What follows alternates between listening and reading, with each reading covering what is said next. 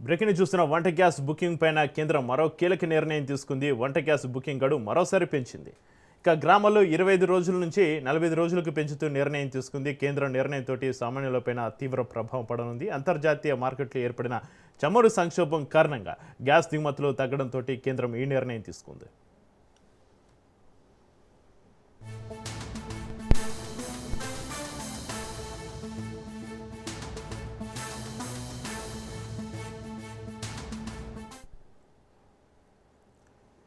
వంట gas booking పైన కేంద్రం మరో కీలక నిర్ణయం తీసుకుంది. వంట గ్యాస్ బుకింగ్ గడువు మరోసారి పెంపుకు సంబంధించి మరింత సమాచారాన్ని మా ప్రతినిధి సైదులు లైవ్లో అందిస్తారు. సైదులు, వంట గ్యాస్ బుకింగ్ పైన కేంద్రం మరో కీలక నిర్ణయం సంబంధించి మీ దగ్గర ఉన్న డీటెయిల్స్ ఏంటి సైదులు?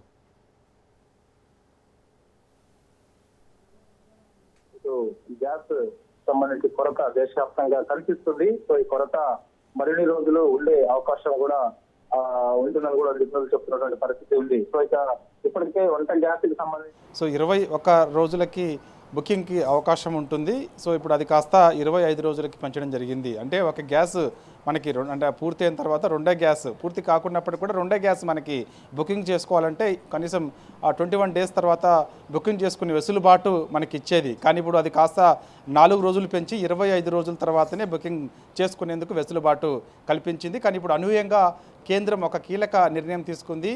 సో ముఖ్యంగా గ్రామాల్లో ఈ యొక్క బుకింగ్ సంబంధించి 45 రోజుల వరకు కూడా గడువు పెంచుతూ కీలక నిర్ణయం తీసుకుంది.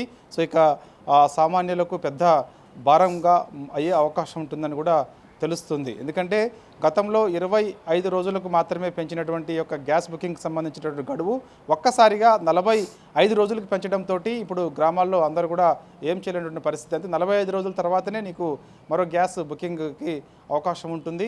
సో మరి అది రెండో గ్యాస్ కూడా 45 రోజుల తర్వాత బుక్ చేసుకున్న తర్వాత మరి వెంటనే వస్తుందా, లేకపోతే ఒక 2-3 డేస్ టైం పడుతుందా ఏంటనేది కూడా మనకి ఇక తర్వాత తెలిసే అవకాశం అయితే ఉంది. ముఖ్యంగా పట్టణాల్లో మాత్రం ప్రభావం మరింత కనిపిస్తుంది చక్కెర. ఇక హైదరాబాద్లో చూస్తే మాత్రం సో చాలా వరకు హోటల్స్, రెస్టారెంట్లు, హాస్టల్స్ అన్నిటి చోట బోర్డ్స్ పెడుతున్నారు. సో ఇక గ్యాస్ వినియోగం చాలా తక్కువగా, అంటే గ్యాస్ వినియోగానికి సంబంధించి కొరత ఉన్నది నేపథ్యంలో సో ఇక ఎక్కువగా గ్యాస్ వినియోగానికి ఏ వంటకైతే వినియోగం ఎక్కువ జరుగుతుందో ఆ వంటలు ఇక్కడ లేవు అని కూడా చెప్తున్నారు. అంటే ముఖ్యంగా మనం ఉదయం పూట ఈ హాస్టల్స్ దగ్గర చూస్తే బోండా, అదేవిధంగా దోశ, మన పూరి, వడ లాంటివికి సంబంధించి మెనూ నుంచి తొలగించినటువంటి పరిస్థితి నెలకొంది. అంటే ఎక్కువగా గ్యాస్ వినియోగం అవుతుంది కాబట్టి వాటికి, సో అందుకు మెనూ నుంచి తొలగిస్తున్నామని కూడా బోర్డ్స్ పెట్టారు. ఇక ఐటీ కారిడార్లో చూస్తే మాత్రం ఐటీ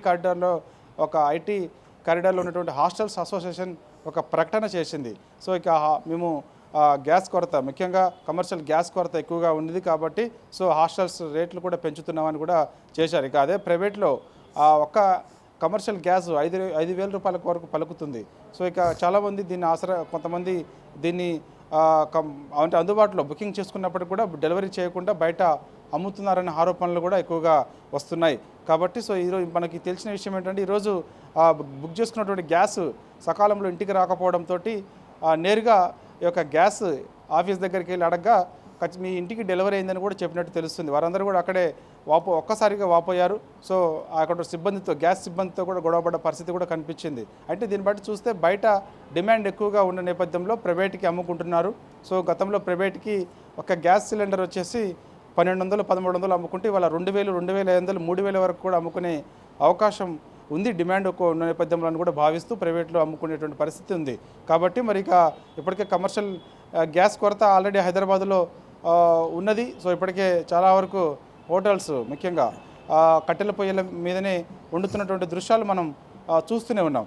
కాబట్టి ఇక మరి ఇప్పుడు ఒక్కసారిగా గృహ వినియోగానికి వినియోగించేటువంటి ఎల్పిజి గ్యాస్కి సంబంధించినటువంటి బుకింగ్ గడువు ఒక్కసారి 25 రోజుల నుంచి 45 రోజులకి పెంచడంతో ఆ ప్రభావం ఇటు గ్రామాలతో పాటు గ్రామాల్లో కూడా ఎక్కువగా పడే అవకాశం ఉందని కూడా చెప్తున్నారు.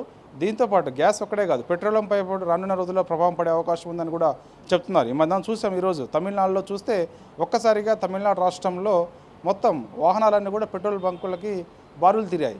తీరా చూస్తే పెట్రోల్ కొరత కూడా రాబోతుందని కూడా పెద్ద ఎత్తున చర్చ జరిగింది. కాబట్టి అది ఆ పరిస్థితి హైదరాబాద్లో కానీ ప్రధాన నగరాల్లో అంటే బెంగళూరు కానీ ముంబై, చెన్నై లాంటి ప్రాంతాల్లో అంటే చెన్నై ప్రాంతంలో కనిపించింది. ముంబై, బెంగళూరు, హైదరాబాద్ మిగిలిన చోట్ల ఎక్కడ కనిపించినప్పటికీ కూడా సో రానున్న రోజులలో ఆ ప్రభావం కూడా ఉంటుందని కూడా చెప్తున్నారు. సో ఏదేమైనా ఒకవైపు భారత విదేశాంగ శాఖ ఇరాన్ విదేశాంగ శాఖతో మాట్లాడినప్పుడు హార్ముజ్ జలసంధి నుంచి మనకు ఒక నౌక, ఇంధనానికి సంబంధించిన నౌకని రిలీజ్ చేసినప్పటికీ అది ముంబై చేరుకుంది. సో అది కొంత రిలీఫ్ అయినప్పటికీ కూడా సో మరికొన్ని రోజులలో హార్ముజ్ జలసంధి నుంచి మరికొన్ని నౌకలు ఇండియా ఫ్లాగ్ కనపడితే వాటిని పంపించండి కూడా ఇరాన్ విదేశాంగ శాఖ అక్కడ ఉన్నటువంటి అధికారులకు ఆదేశాలు ఇచ్చినట్టు తెలుస్తుంది. కాబట్టి సో ఏదేమైనా ఇది ఒక సంతోషదగ్గ విషయం అయినప్పటికీ కూడా సో గ్యాస్ కొరత మాత్రం మరికొంత ఎక్కువగా కొన్ని రోజుల పాటు ఉండే అవకాశం అయితే కనిపిస్తుంది. మరి ఆ ప్రభావం మరి నెలల పాటు ఉంటుందా, రోజుల్లోనే ముగుస్తుందా అనేది కూడా మనకి తెలియాల్సి ఉంది. సో ఏదేమైనా యుద్ధంకి ఫుల్ స్టాప్ పడితే మాత్రం మనకి ఇది ఫుల్ స్టాప్ పడేంత వరకు మాత్రం ఖచ్చితంగా ఈ కొరత ఉండే అవకాశం అయితే ఉంది. ఒకవైపు అమెరికా ఎనికి తగ్గ పరిస్థితి కనిపించడం లేదు, అంతే దూకుడుగా ఇరాన్ కూడా ఉంటుంది. ఎందుకంటే ఇప్పటికే ఇరాన్ సుప్రీం లీడర్ ఖమేనీ మృతి తర్వాత ఇరాన్ సుప్రీం లీడర్ ఎవరనేది మేమే డిసైడ్ చేస్తామని అమెరికా ముందుకు వస్తున్నప్పటికీ కూడా ఎట్టి పరిస్థితుల్లో దానికి ఇరాన్ అంగీకరించడం లేదు.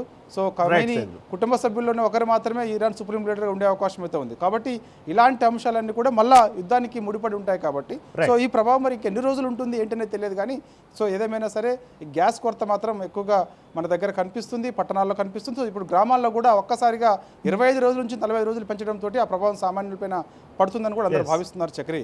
Right, thank you Saidulu.